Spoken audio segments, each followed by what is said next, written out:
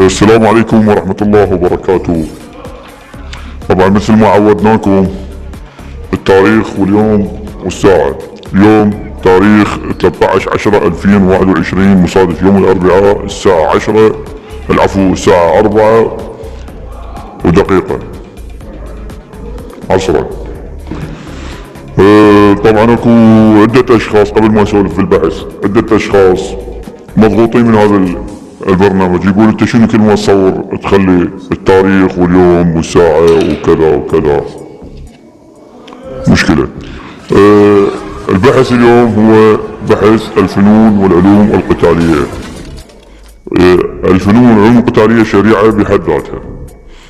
معنى الفنون والعلوم القتالية: الفنون يعني توغل الفكرة روحيا في الروح، ثم تنطلق فكرة روحية تتوغل في العقل وخلايا الجسد، هي أكبر من حلم. أوكي، هذا بحث اللي يريد يفتهم شنو معنى الفنون والعلوم القتالية. نكمل. العلوم تندمج اندماج كامل مع الفنون ثم تنصهر مع الروح والعقل والجسد، ثم تكون الواقع الحقيقي للباطن والظاهر على العوالم الافتراضية الحقيقية. إذا غاب أحدها لن يكون هنالك أملا مطلقا. طبعا هذا البحث أنا كاتبه ومن تأليفي ومن بحثي ومن شغلي. أنا كتبه وارجع أصوره. نكمل. شريعة الفنون والعلوم القتالية الأصول وليس الفروع والهجينة منها، تعتمد اعتمادا كليا على شريعتها، وهي شريعة لا يمكن التدخل بها من قطب كان، لأنها كاملة ومتكاملة، لأنها أثرت في محور طياتها كل شيء يخلد الحياة. والدليل على مستند الفنون والعلوم القتالية هو أن تصبح طالبا ثم مدربا ثم نموذج ثم خبير، ثم الخبير يصنع الواقع الأبدي الخالد، والخالد يصنع ويكون الكمال ويكون الكمال الروحي.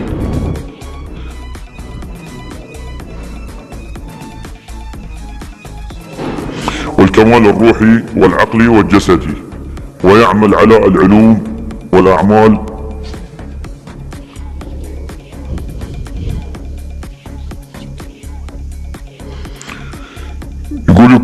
يكون الكمال ويكون الكمال الروحي والعقلي والجسدي، يعمل على العلوم والأعمال وصياغتها، وهي العلوم يعني يصيغ العلوم ويخليها تحت إشرافه وتحت تصرفه ويعمل بها، اللي هي الفنون والعلوم القتالية.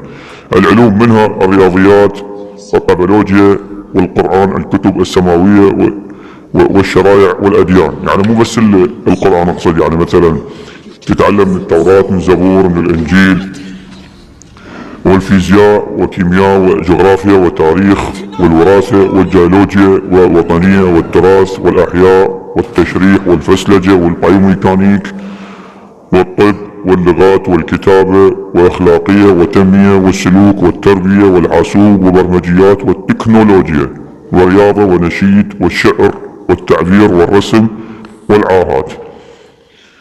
هنا أسباب تردي شريعة الفنون والعلوم القتالية في القرن الحديث، وهي الأخطاء في البشر.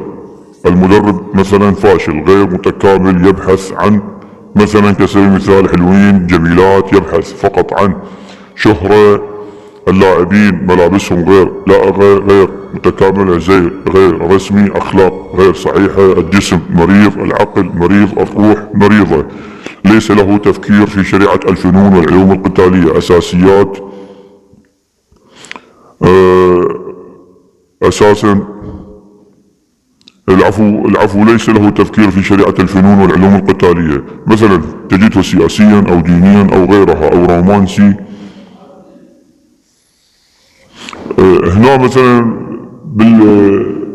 مثلا ما يعتني، ما يقلم أظافره، ارتداء الحلي والاكسسوارات اثناء التدريب، ضياع الوقت وبدون دراسة صحيحة. لا يحترمون القانون وليس له تطبيق صح. لدى الجميع. الفتيات تبرز عورتها أثناء التدريب، وبالنهاية الله هنا انتبهوا على هاي النقطة، وبالنهاية تحدث عمليات الاحتكاك الجنسي ودق الأرقام الجنسية. تعرفون شنو معناها؟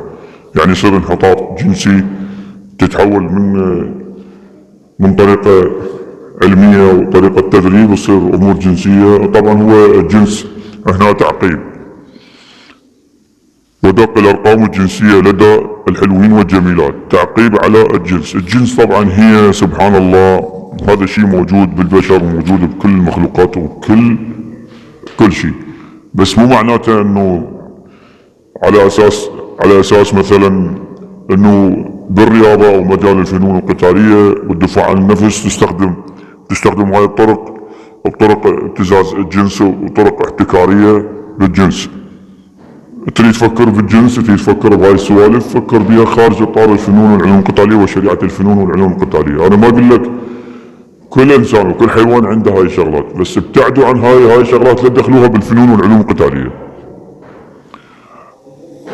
الاسباب السلبية: صالات التدريب غير صحيحة، المدرب والفريق مجاملات، اللجوء بالتزوير والاحزاب والفساد وطرق الغش والخداع، النظافة صفر، الاخلاق صفر، والصدق والامانة والمبدأ صفر، المبادئ صفر كلها، التفكير بجمع المال فقط وليس من اجل المبادئ الصحيحة، الاهتمام في شريعة الفنون والعلوم القتالية صفر جدا صفر.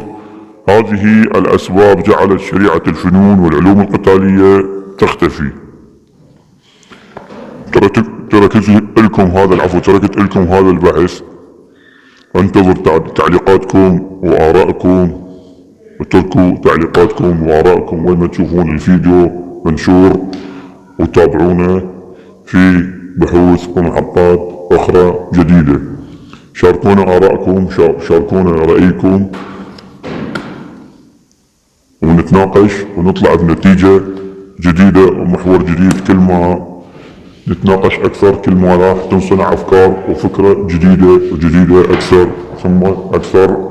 اشتركوا بالقناة وفعلوا الجرس واتركوا التعليقات. اوكي، اشتركوا وفعلوا الجرس حتى توصلكم اشعارات الفيديوهات والشرح الجديد. اوكي، هذا المكان اللي صورنا بيه، هذا مثل ما دا تشوفوه، هذا المكان احنا استعاريناه لوهلة من الوقت اللي هو قاعة تعليم اسلوب الونغ تشون كونغ فو. اودعناكم، باي باي.